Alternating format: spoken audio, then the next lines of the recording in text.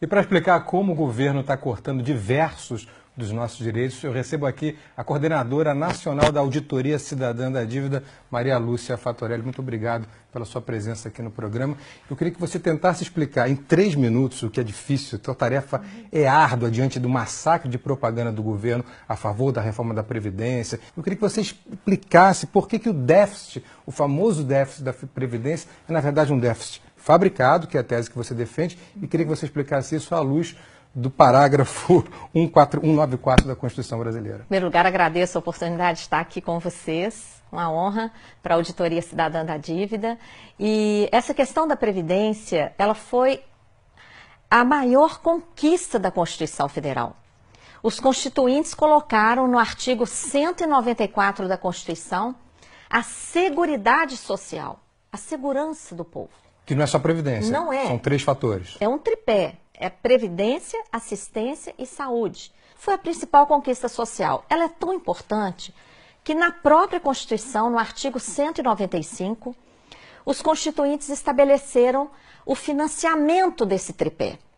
Então, eles colocaram lá fontes variadas de financiamento, como uma cesta.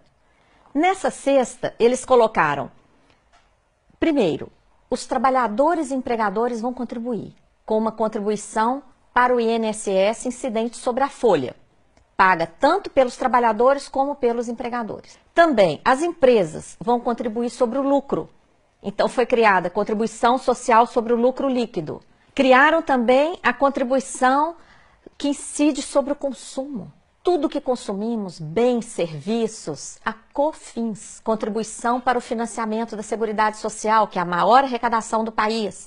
Tem também PIS/PASEP, arrecadação sobre a venda de produtos rurais, arrecadação sobre todas as importações e várias outras fontes menores, como, por exemplo, uma contribuição que incide sobre todas as apostas de loterias e concursos pagos no país. Então, se tem tanta fonte de financiamento, por que o governo insiste em dizer que tem o déficit? Como é que ele fabrica esse déficit? Então, ele pega lá dessa cesta, onde estão todas essas fontes variadas, ele vai lá e pega somente a contribuição do INSS.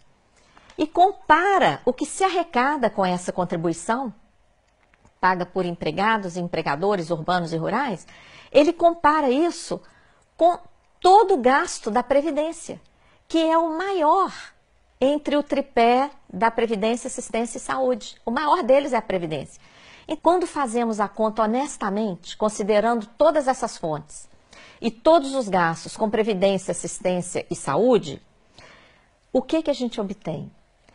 Uma sobra de recursos de dezenas de bilhões de reais todo ano. Sem falar que há dívidas de empresas que têm um montante de 350 bilhões com a Seguridade Social, né? Isso, a sobra de recursos ainda poderia ser muito maior por causa da sonegação, que você menciona, que ultrapassa 400 bilhões de reais, segundo estimativas, inclusive a lista dos devedores da Previdência.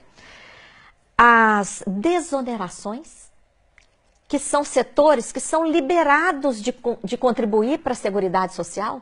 Por exemplo, o agrobusiness. Então é uma infâmia muito grande. O governo libera o agronegócio de pagar a contribuição e depois fala que tem déficit. E ainda quer botar a culpa nos trabalhadores rurais, né? É uma olha, inconsistência. A sobra de recursos é tão impressionante que existe a tal da DRU, a desvinculação. E por que desvinculação? Porque essa cesta de contribuições, elas são vinculadas pela Constituição para a Seguridade. Então, vem o governo, aumenta a DRU, que é essa mordida, morde atualmente 30% dos recursos da Seguridade Social, desvia principalmente para pagar juros da dívida pública. Que responde por quase 50% do nosso orçamento. Todo ano, né?